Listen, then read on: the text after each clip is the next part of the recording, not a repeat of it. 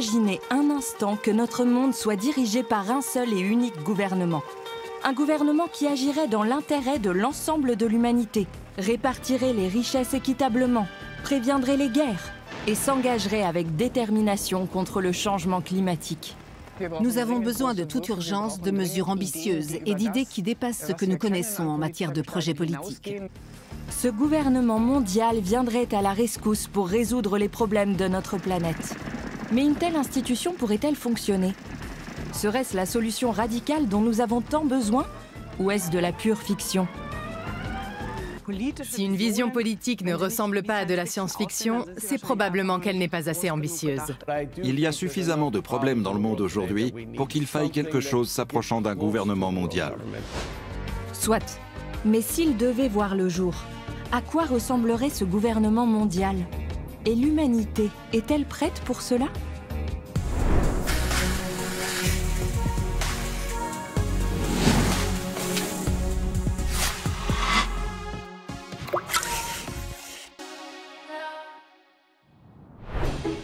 C'est l'une des grandes questions de l'humanité. Emmanuel Kant se demandait si une république mondiale n'était pas la condition d'une paix globale. En Asie, le penseur chinois Kang Youwei rêvait d'abolir les frontières, de dissoudre les nations et d'établir un gouvernement communautaire international. Leur prédécesseur, le philosophe britannique Thomas Hobbes, imaginait un arbitre mondial qui veillerait à l'équilibre des intérêts de tous les êtres humains. Quand on arrive aux limites de sa propre sphère d'intérêt, on a besoin d'un intermédiaire.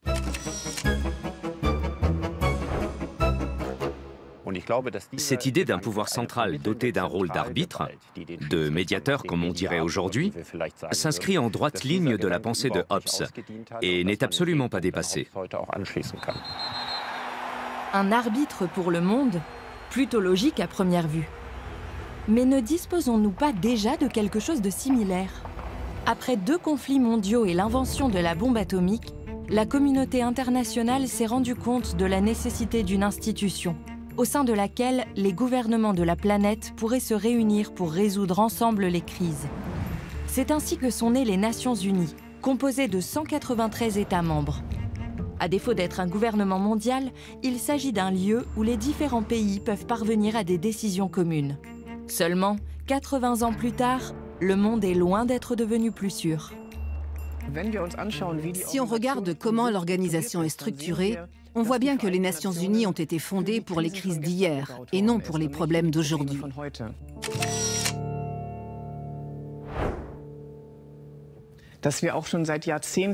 Il y a depuis plusieurs dizaines d'années un malaise autour de cette organisation. Elle est sous le feu des critiques des pays du Sud global, qui lui reprochent de favoriser les vainqueurs de la Seconde Guerre mondiale au détriment de nombreux autres États aujourd'hui beaucoup plus importants.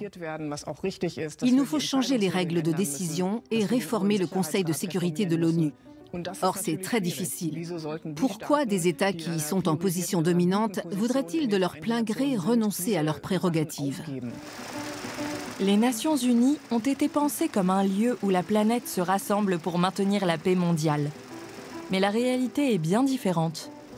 5 pays ont le pouvoir de bloquer les décisions du Conseil de sécurité qui ne sont pas dans leur intérêt.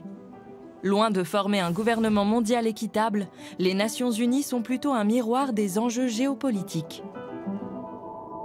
On est à milieu de Star Trek et de son gouvernement mondial.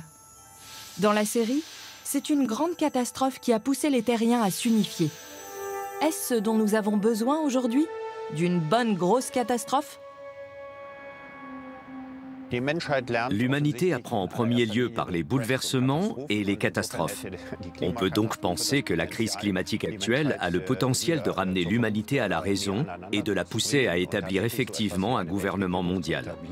Dans Star Trek, l'avènement d'un gouvernement mondial est consécutif d'un anéantissement. What began as an eruption in one nation ended in the eradication of 600,000 species of animals and plants and 30% of Earth's population.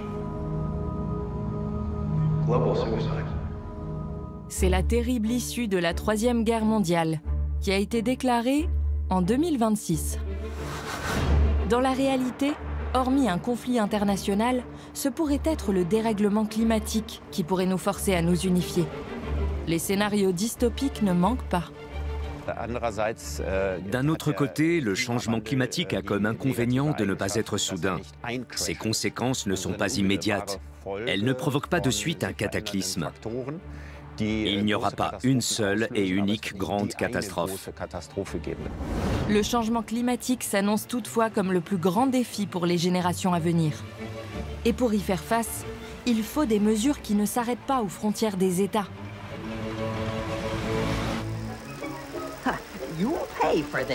Le plus simple ne serait-il pas alors de confier la lutte contre le réchauffement à un gouvernement mondial, qui interviendrait indépendamment des intérêts nationaux? Les démocraties ne sont en effet peut-être pas les mieux armées pour piloter des changements majeurs. Dans nos démocraties actuelles, où règne l'excitation médiatique, les décideurs politiques ne peuvent plus raisonner à long terme. Un chancelier, par exemple, ne peut pas dire « Il va falloir prendre des mesures sérieuses dans les 10 années à venir et changer radicalement notre mode de vie. Nous allons devoir interdire très rapidement le plastique non recyclable. » S'il le faisait, il se mettrait immédiatement à dos l'ensemble des médias. Les démocraties révèlent l'une de nos faiblesses. Comme les enfants, nos sociétés ont tendance à rechercher la gratification immédiate plutôt que de patienter pour obtenir une récompense plus importante. Mieux vaut engloutir un chamallow tout de suite ou remporter une victoire politique à court terme plutôt que d'attendre 2 chamallows.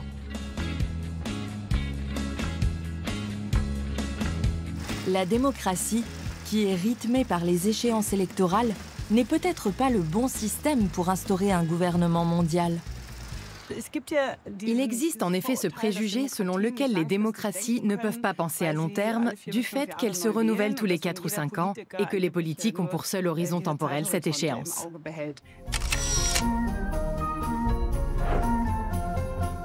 Mais comme le montrent des études sur le sujet, si on compare d'une part les démocraties et les systèmes autoritaires et d'autre part la réflexion à court terme et celle à long terme, on constate que le système qui fonctionne le mieux, ce sont les démocraties qui se projettent sur le long terme. De toute façon, qui rêverait de vivre sous une dictature? Les régimes autoritaires peuvent apparaître plus efficaces sur le court terme car ils prennent des décisions plus rapidement. Mais la recherche montre que les démocraties savent mieux anticiper, car elles sont plus à l'écoute, s'appuient davantage sur les connaissances et prennent ainsi des décisions plus pertinentes. Démocratique ou non, un gouvernement mondial doit, quoi qu'il en soit, disposer de la clairvoyance nécessaire. En outre, sa vision d'un avenir radieux doit s'appliquer à tous ses membres. Mais de quel avenir parle-t-on au juste? Imaginez des poupées russes. Au centre se trouve la plus petite d'entre elles. C'est notre avenir du quotidien. Il s'agit des décisions de tous les jours, comme nos achats. Puis, il y a l'avenir personnel. Il concerne la façon dont nous souhaitons organiser notre vie, le travail, la famille, les loisirs. Ensuite, il y a l'avenir d'une époque, autrement dit, les décisions qui concernent toute une génération. Et enfin, il y a l'avenir sacré, c'est-à-dire le futur de toute l'humanité, de notre planète. Sur le plan politique, il faudrait se concentrer avant tout sur les 3e et 4e niveaux, à savoir l'avenir de notre époque actuelle, c'est-à-dire les 10 à 30 années qui viennent, et au-delà, c'est-à-dire l'avenir de l'humanité. Or, pour prendre un exemple concret, mon taux d'imposition est plus important à mes yeux que la situation climatique dans 30 ans. C'est ainsi que le présent a très souvent la priorité sur l'avenir. Tout l'enjeu consiste donc à trouver un équilibre entre les deux. C'est d'ailleurs ainsi que ça fonctionne dans Star Trek. La Terre fait partie d'une fédération, une alliance démocratique de plus de 150 planètes dont les objectifs à long terme tels que l'exploration de l'espace sont essentiels à sa survie. Évidemment, dans Star Trek, un problème crucial a été surmonté, ce qui facilite les choses. Grâce aux réplicateurs et à l'énergie illimitée, fini les conflits autour des ressources. Ah oui, les fameux réplicateurs. Dans Star Trek, on est dans une économie d'abondance. Les gens n'ont plus à se battre pour obtenir des ressources, car celles-ci sont facilement disponibles. Et la plus importante d'entre elles, la ressource clé, c'est évidemment la nourriture. Dans le monde idéal de Star Trek, il y a bien sûr toujours des conflits. Mais les gens peuvent consacrer leur temps à réfléchir et à explorer de nouveaux mondes. Ils ne pourraient pas le faire s'ils devaient produire leur nourriture, comme c'est le cas pour nous aujourd'hui. Bon, nous ne pourrons probablement pas de sitôt créer de la nourriture en un claquement de doigts. Il n'en demeure pas moins que certaines avancées technologiques, relativement récentes, ont d'ores et déjà permis de nous rapprocher les uns des autres et fait germer l'idée d'un gouvernement mondial. De fait, la communauté mondiale n'existe que depuis environ un siècle et demi. Faisons donc un bond en arrière de 150 ans. Avec l'invention de la machine à vapeur, et ainsi du chemin de fer, de l'électricité et du télégraphe, nos sociétés ont connu des bouleversements spectaculaires. Ce qui n'a pas été sans entraîner de nombreux problèmes. Aux États-Unis, chaque compagnie de chemin de fer, parmi la cinquantaine existante, définissait son propre fuseau horaire pour ses trains, sans concertation avec ses concurrents. Une gare desservie par plusieurs compagnies devait donc posséder plusieurs horloges, en avance de 6 minutes ou en retard de 19 minutes par rapport aux autres. Et il n'y a pas qu'aux États-Unis que ce système semait la plus grande confusion. Les gens vivaient à des heures différentes et des accidents survenaient constamment. Un jour, un ingénieur ferroviaire canadien du nom de Sanford Fleming rate son train. De son énervement jaillit une idée. Une heure unique pour tous. Il propose de diviser le monde en 24 fuseaux horaires, chacun d'eux couvrant une heure solaire. C'est la naissance du temps universel et l'émergence d'un sentiment d'appartenance commune. C'est un jalon majeur. On peut trouver cette invention insignifiante, mais sans un temps commun, nous vivrions dans le plus grand chaos. L'introduction des fuseaux horaires marque les débuts d'une communauté mondiale, un horizon d'expérience partagée à l'échelle planétaire. Avant cela, midi était le moment où le soleil était au zénith, ce qui était toujours un peu plus tôt à Rome qu'à Hambourg, par exemple. Désormais, il y a un temps technologique auquel tout le monde doit se conformer. Mais la synchronisation de l'humanité peut-elle vraiment faire émerger un gouvernement mondial? L'humanité n'est pas un orchestre. Comment se coordonner pour agir ensemble, sans fausses notes?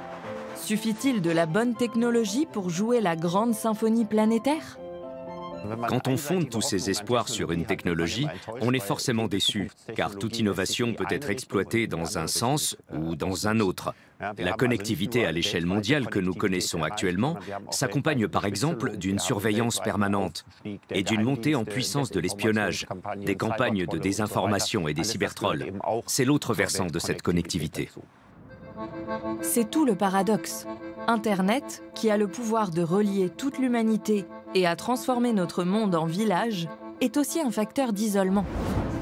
Et rappelez-vous la pandémie de Covid. Loin de renforcer les liens, cette menace commune a été au contraire un facteur de division. Pendant le Covid, les politiques se sont écharpés, mais les scientifiques ont continué à travailler ensemble. Je pense donc que la science offre à ce niveau plus d'espoir, parce qu'elle est davantage à l'abri des influences politiques. C'est ce qui est intéressant dans Star Trek d'ailleurs. Star Trek, c'est un projet scientifique, une mission d'exploration, pas une campagne militaire. Et je pense que ce travail d'explication, de pédagogie mené par la science est ce qui fera avancer le mieux l'idée d'un gouvernement mondial. Dans un monde marqué par les différences et les conflits, une base commune est nécessaire. Mais cette base ne pourrait émerger qu'à partir d'un savoir commun, partagé par tous. Des organisations internationales, comme l'UNESCO, y travaillent déjà, en soutenant une infrastructure mondiale pour la recherche. Et bien sûr, ce socle de connaissances communes devrait être diffusé sur l'ensemble du globe. Car un gouvernement mondial a besoin d'une légitimité reconnue par tous, ce qui suppose une compréhension commune du monde, une base objective. Comment, sinon, forger une identité collective suscitant une adhésion forte ?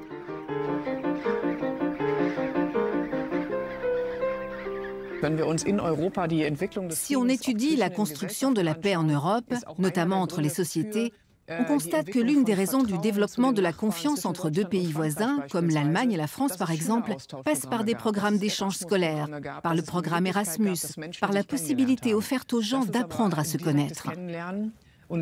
La connaissance directe, l'échange, la rencontre et la compréhension de l'autre restent des piliers importants de la paix. La transformation des ennemis héréditaires qu'étaient la France et l'Allemagne en nations partenaires montre bien le rôle que joue, outre une compréhension partagée du monde, le contact direct entre les populations. Prenez ces figurines de Star Trek. Conçues en Allemagne, fabriquées dans une usine à Malte, puis vendues dans le monde entier. Combien de contacts entre humains ont été nécessaires pour que ces figurines terminent en attrape-poussière dans une chambre d'enfant? Le commerce actuel génère des millions de contacts entre les personnes. Et il ne se résume pas à des figurines Playmobil, loin s'en faut.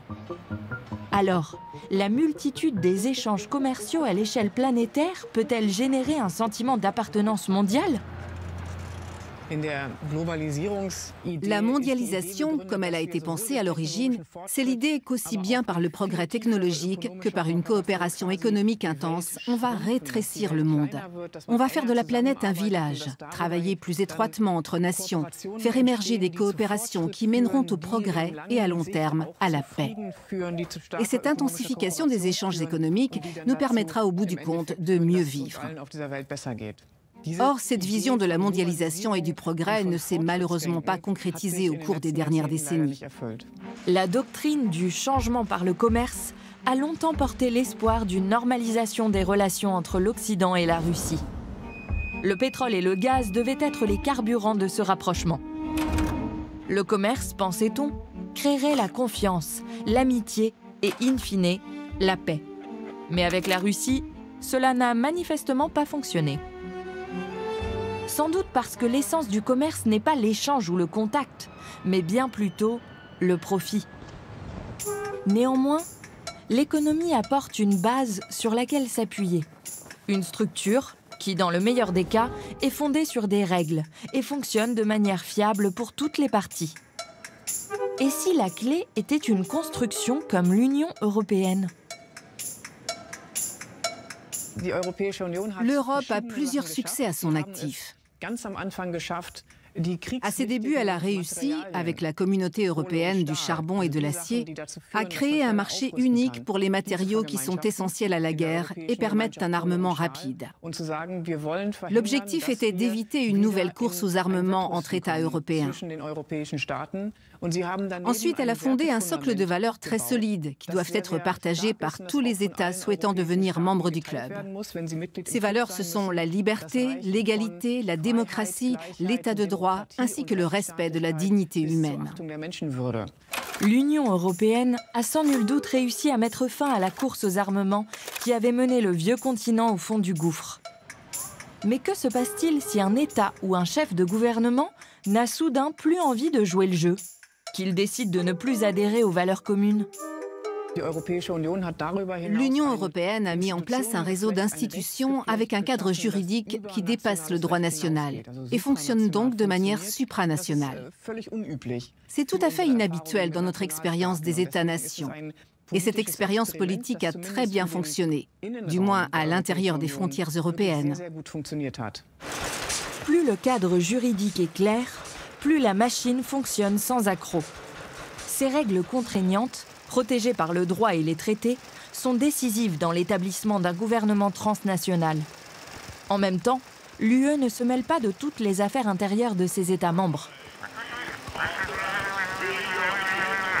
Imaginons une institution telle que l'Union européenne, mais pour le monde entier. Toutes les nations s'y réuniraient. Mais seuls les sujets concernant l'ensemble des pays seraient à l'ordre du jour. Le risque d'une nouvelle guerre mondiale, le fossé grandissant entre les plus riches et les plus pauvres, ou encore le changement climatique. Cette institution ne déciderait pas de la manière dont chaque pays atteindrait par exemple ses objectifs climatiques.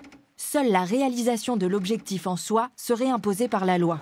Sa mise en œuvre resterait l'affaire de chacun des États membres. C'est ce qui distinguerait ce genre d'institution d'un gouvernement mondial centralisé, où chaque État devrait céder son pouvoir et sa souveraineté à une autorité supranationale, voire obscure. Un gouvernement mondial conférerait beaucoup de pouvoir à une poignée d'individus. Or, le défi de tout gouvernement, c'est bien de partager le pouvoir. Personne ne doit être tout-puissant. D'où le principe de la séparation des pouvoirs, ou comme nous l'appelons aux États-Unis, des checks and balances. L'objectif étant de garantir les libertés. C'est fondamental. J'aime ma liberté. Bien sûr, je suis prêt à respecter les règles établies par un gouvernement. Mais un gouvernement mondial qui concentre tous les pouvoirs, ça me rend nerveux. D'ailleurs, un gouvernement mondial est-il envisageable à une époque où les États-Unis sont concurrencés par des puissances émergentes comme la Chine ou l'Inde aux objectifs divergents? Comment ce gouvernement mondial, œuvrant pour le bien de tous, pourrait-il coexister avec des dictatures qui n'agissent généralement que pour les intérêts d'une petite élite et qui sont prêtes à envahir militairement d'autres pays? Comment les tenir en échec? Aurait-on besoin d'une force militaire mondiale? On part du principe que dans un gouvernement mondial, il n'y a plus de problèmes de frontières, mais essentiellement des problèmes de sécurité intérieure. Je pense donc qu'on aurait plutôt besoin d'une police mondiale. Néanmoins, une protection militaire resterait nécessaire en cas d'attaque venant de l'espace, comme on le voit par exemple dans les films de science-fiction. Une attaque venant de l'espace? Pas si absurde que ça, du moins théoriquement. Comme dans la super production hollywoodienne de Roland Emmerich, Independence Day. Face aux extraterrestres, des groupes s'unissent pour sauver l'espèce humaine.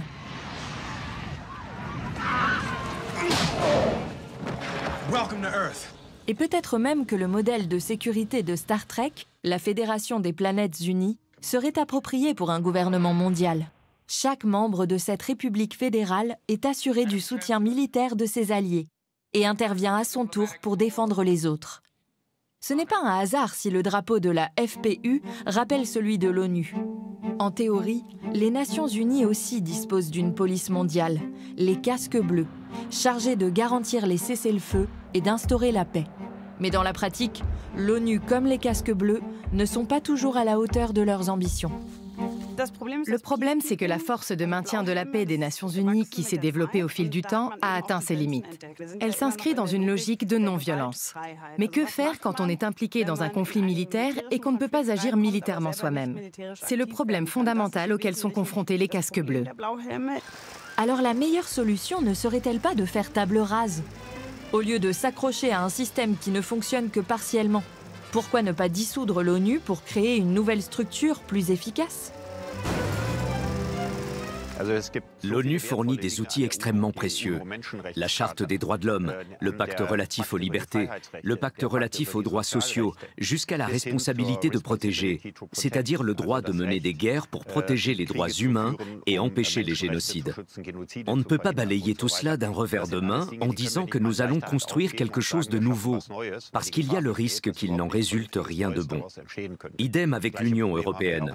Je doute que ceux qui veulent refonder l'UE en commençant par la raser entièrement, soient capables de la rebâtir sur des bases plus solides. C'est pourquoi, selon moi, il n'y a pas d'autre alternative que de réformer l'ONU. Une ONU réformée, que nous pourrions peut-être concevoir à l'image de l'Union européenne. Sans doute alors ne faudrait-il pas parler de gouvernement, mais plutôt effectivement d'une union. Une union fonctionnelle, au sein de laquelle tous ses membres auraient équitablement leur mot à dire quant à l'avenir souhaité. L'humanité pourrait alors s'engager dans des projets de grande ampleur, développer les technologies numériques, éradiquer la faim, protéger les enfants partout dans le monde. Et cela sans trop toucher à la souveraineté des nations, avec des lois qui s'appliqueraient dans le monde entier, et avec de quoi les faire respecter. Reste à trouver les moyens pour y parvenir. Il faudrait avoir une coalition d'États qui accepterait d'opérer ces changements. Et il faudrait dépasser les frontières idéologiques. Il ne peut s'agir uniquement de l'Europe, des États-Unis, du Canada et du Japon agissant ensemble. Il faudrait aussi inclure la Chine, la Russie, ainsi que les pays du Sud. On ne pourra pas y arriver avec seulement les Européens qui donnent le là, c'est impossible. On a besoin d'une structure qui rassemble les gens. Star Trek nous a appris une chose. Partager les mêmes problèmes resserre les liens. C'est peut-être là que se trouve la solution. L'externalisation vers des organisations internationales spécialisées dans la protection des espèces, la lutte contre la faim ou la prévention contre les épidémies. Chacune d'entre elles serait une brique d'un gouvernement mondial décentralisé. On peut effectivement imaginer une forme de gouvernement mondial moins hiérarchique, fonctionnant avec plusieurs centres. Au milieu, une unité centrale impulserait les idées, prendrait les décisions politiques. Disons que ce serait celle-ci. Autour, on trouverait d'autres unités, chacune chargée d'un problème spécifique, comme la crise climatique, la perte de la biodiversité et bien sûr la paix et la gestion des conflits. Et comme ces problèmes sont étroitement liés, ces unités devraient bien entendu coopérer et tenter de les résoudre collectivement. Au cours des siècles passés, notre monde a connu plusieurs guerres et a traversé des moments où la coexistence pacifique n'était plus imaginable. Et pourtant, les ennemis acharnés d'hier ont fini par former des communautés. Des États se sont unis et ont appris à prendre des décisions ensemble. Sans doute le monde actuel devrait-il s'en inspirer. Dans de nombreuses parties du monde, nous sommes aujourd'hui beaucoup plus interdépendants qu'avant. Mais même si l'exploration spatiale se construit souvent autour de projets internationaux, il est impossible, comme dans Star Trek, de s'exiler vers une autre galaxie pour échapper à nos problèmes de terriens. Effectivement, nous n'avons nulle part ailleurs où aller. D'où la nécessité de trouver rapidement des solutions. Le changement climatique étant emblématique de cette urgence. Sans compter que, étant donné le nombre croissant de conflits dans le monde, la paix et la sécurité sont amenés à devenir des enjeux majeurs. Or, leur maintien risque d'être rendu encore plus difficile justement par le changement climatique, qui provoque des tensions autour de ressources de plus en plus rares. Un gouvernement mondial efficace qui résoudrait tous nos problèmes. Cela peut sembler une utopie naïve, un rêve voué à l'échec. Pourtant, même si la tendance actuelle est plutôt au repli, la coopération internationale est depuis longtemps une réalité. Nous sommes capables d'agir au-delà des intérêts de chaque État et de prendre de bonnes décisions pour le bien de tous, ainsi que pour notre planète. Car rappelons-le, il n'y a pas de plan B.